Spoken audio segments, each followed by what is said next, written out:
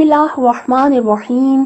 آپ مجھ سے بہت بہتر جانتے ہیں کہ جو شخص بھی 40 احادیث کو حفظ کرے گا یعنی زبانی یاد کرے گا، تو میں نے حدیث پڑھی تھی کہ اللہ تعالیٰ اس کے دل کو سعی صدر عطا کرے گا، وسعت عطا کرے گا۔ یعنی کیا مطلب کہ اگر ہم 40 حدیثیں یاد کر لیں زبانی، تو دنیا میں اور آخرت میں اس کے بہت اچھے اثرات اور فوائد ہیں۔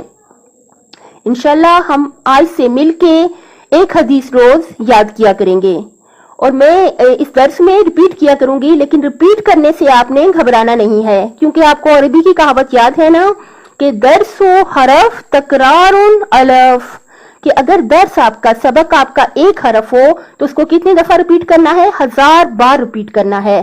اور آپ سوچئے اگر عام سبق کو 1000 بار ریپیٹ کرنا ہے تو جہاں مولا علی علیہ السلام کا نورانی کلام ہوگا اس کو تو ہم کروڑوں بار بھی ریپیٹ کریں تو ہمارا دل ہی روشن ہوگا اور ہماری دنیا آخرت یقیناً بہتر ہی بہتر ہوگی۔ ہم بار بار ریپیٹ کر کے انشاءاللہ تعالی زبانی یاد کیا کریں گے روز ایک حدیث۔ کتاب کا نام ہے غرر الحکام۔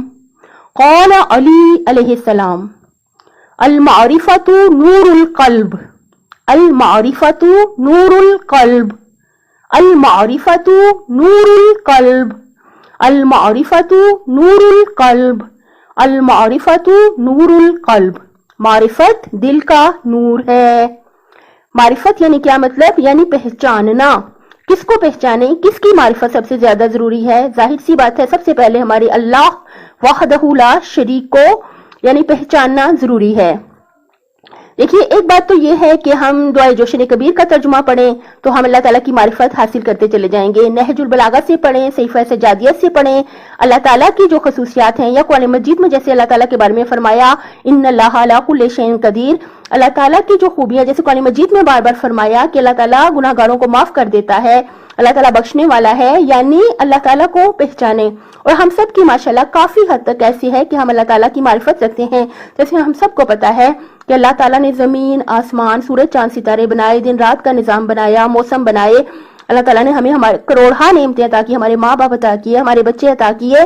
یعنی ضرورت کس بات کی ہے کہ ہم اپنے آپ کو اللہ تعالیٰ کی نعمتیں یاد کراتے جائیں، تاکہ جو اللہ تعالیٰ کو پہچاننے کا عمل ہے وہ تازہ رہے ہمارے ذہن میں۔ اور باقی معرفت کس کی ہو؟ پیارے نبی صلی اللہ علیہ وسلم کی معرفت یقیناً کافی حد تک ہم لوگوں کو ہے کہ وہ ہماری رہنمائی کے لیے آئے، وہ رحمت تھے، ہم بھی رحمت بن جائیں، وہ صادق اور امین تھے، ہم بھی کوشش کریں کہ جھوٹ نہ بولیں، اور یہ کہ وہ عبادت اللہ کی کرتے تھے، وہ لوگوں کے لیے بہت ہی اچھے تھے، ظاہر رحمت تھے۔